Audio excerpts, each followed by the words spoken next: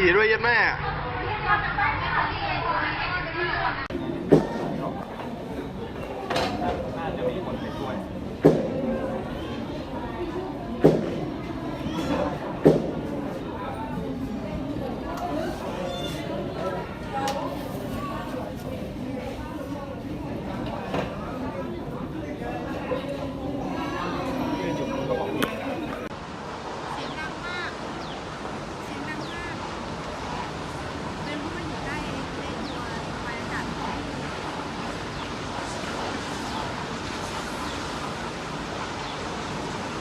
ก็ผมไม่มั่นใจว่าตอนนี้โซนหน้าเทอร์มินอลเนี่ยเขา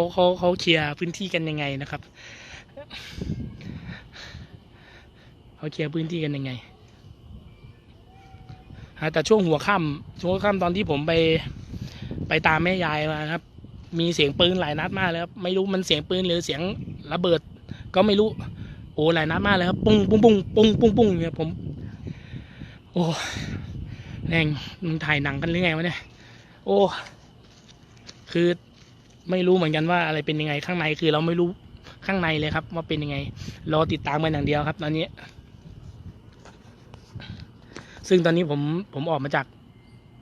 ที่เจ้าหน้าที่อยู่นะตอนแรกผมอยู่กับเจ้าหน้าที่นะครับแต่ว่า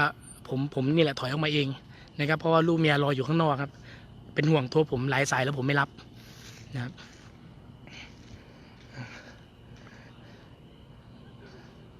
ก็ขอบคุณทุกคนครับผมจับโจรได้หรือยังตอนนี้ยังไม่ทราบนะครับคือล่าสุดประมาณ15 นาที10 นาทีเมื่อกี้นี้เขาก็บอกว่ายังจับไม่ได้ครับยังหาตัวไม่ได้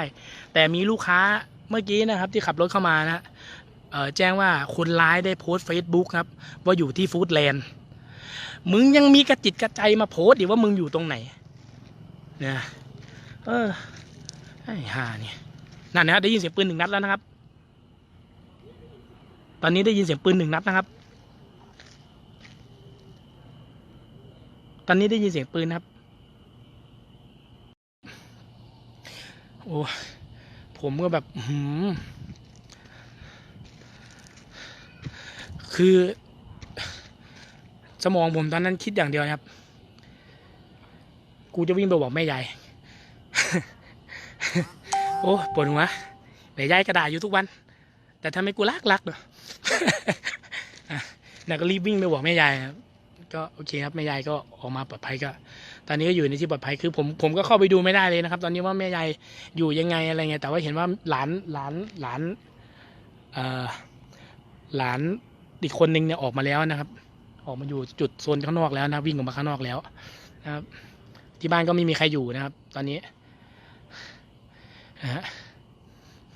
เมื่อกี้ทางบ้านก็โทรมาทางบ้านแฟนทางบ้านผมในญาติโทรเข้ามือถือผมไม่หยุดเหมือนกันครับเมื่อสักครู่นี่แต่ว่าถ้าเขาเห็นไลฟ์สดนี้เขาคงรู้ว่าผมปลอดภัยเนาะ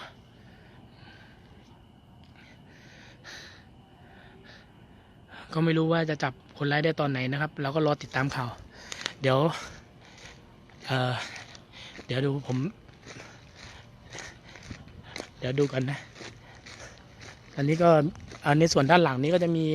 นะคุณลูกค้าหลายๆคนนะครับที่อยู่นะครับนี่ก็มีรถแล้วก็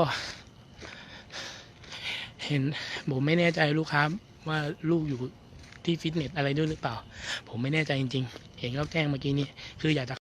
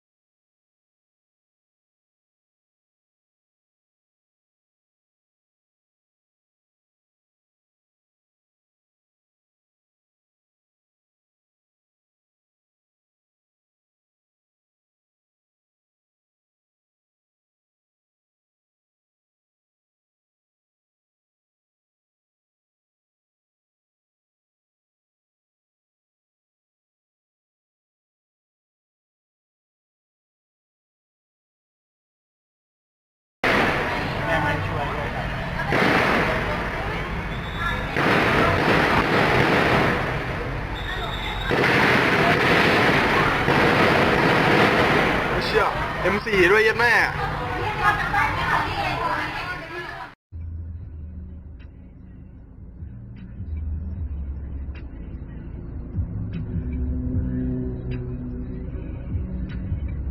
เฮ้ยนี่มันมีคนโดนยิงนี่หว่า